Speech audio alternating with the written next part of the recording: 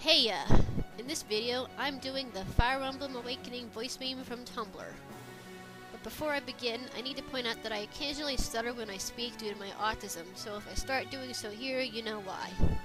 Though truth be told, it embarrasses the hell out of me, and I rather dislike speaking publicly because of it. But memes are fun, and I can never resist one related to Fire Emblem, so here I am. But anyway, my usernames. Obviously here on YouTube, I'm known as Eternal Bond, which is the name of my favorite Fire Emblem music. But I have a few different names that I use elsewhere, depending on the site.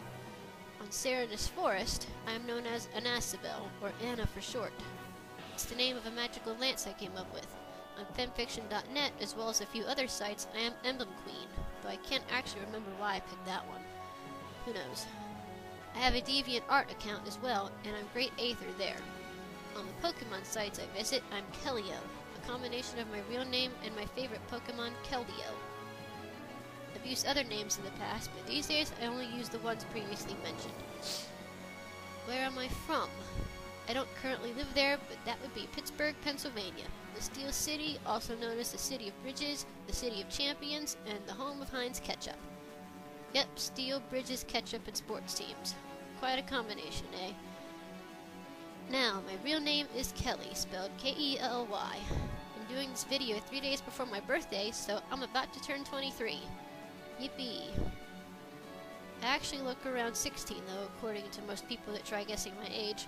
But to move on, I don't really have any notable nicknames, but I've been called Kels or Kelkel by my friends a few times before. Other than that, though, no nicknames here. My introduction to the series. I think most Fire Emblem fans were introduced to it via Super Smash Bros. Melee, but my case is actually different. I first learned of the series through a booklet that I got with the Legend of Zelda The Minish Cap that was advertising other Game Boy Advance games, one of which was Fire Emblem The Sacred Stones. I thought it looked like a cool game, but I never got around to getting it. But when Super Smash Bros. Brawl came out, my brother got me into using Ike, and when I looked up his game, I decided I just had to play it. It looked freaking amazing, so I got it and couldn't put it down until I finished it. So a booklet introduced me to the series, but Brawl is what actually made me play it. My pairings. That's easy for me to answer. I've always been a pairing nut and a fan of romance. I have a list of preferences for almost every Fire Emblem game I've played, but I'll only talk about my top favorites to keep it short. Firstly, and my most obvious favorite, these two, no question, Ike and Elincia from the Tellius games. I don't care about what Radiant Dawn ended up doing to these two. I couldn't stop finding them cute. They have a lot in common, great chemistry, and would have to overcome some very tough obstacles to be together due to their bloodlines. They could have had an amazing story. Next, a pairing that's actually from Awakening and my favorite in the game. Frederick and the female avatar. Yeah, I'm not one of the many common avatar shippers, deal with it. I'd wanted to marry the avatar to Frederick ever since I first discovered that he doesn't trust her. And the avatar seems to find him kind of rude at first, this eventually developing into true love just screams sweet and awesome to me. Moving on, here's my favorite of the several Cavalier Knight and Pegasus Knight pairings I like. Kieran and Marcia. Seriously, they're hilariously cute together. They need to get married. But close behind them are these two from Fire Emblem 7, Sane and Fiora. Basically, the whole support made me love these two, but it was the very end of the A support that sealed the deal for me, for sure. Now, pairings I dislike. There actually aren't very many, but I can say that I don't like homosexual pairings. I don't hate gay and lesbian people at all, but I never liked the idea of homosexuality, so no Yaoi or Yuri here. But my most disliked heterosexual pairings are Chrom and Avatar from Awakening, and Jeffrey and Elincia and Tellius. In that order, too. Jeffrey and Elincia at least don't have crappy support conversations. Chrom's support with the female avatar is just stupid for developing romance, even if it is really funny. As for Jeffrey and Elincia, they just really weird me out with the whole race as a siblings thing, and I always felt that Elincia fell in love with Ike anyway. I also don't like Jeffrey. My headcanons. Oh boy, I have a buttload of them. My main Fire Emblem story, Dawn of Darkness, is basically a massive headcanon. I've come up with more backstory for Frederick in my Awakening stories. I believe that Ike eventually got married and raised a family because his descendant, Priam, exists. And I think Ike's wife is either Elincia or an unknown woman. could say I'm just biased towards Ike and Elincia, but I have my reasons. It's a long explanation though, so I'll just leave it at that. Say this list of names. Okay, here we go then. My avatar's name is Kelly, spelled K-E-L-L-I. I like that spelling of the name best, and she's partly a self-insert and partly an original character. Also, fun fact, the name also means warrior. I know, so cool. But moving on to the rest of the list. Crom, Vake, Shersh. Shersh may be a tricky one for some, but here's the explanation. Her name seems to be derived from French, and the CH sound is pronounced like an SH in this case.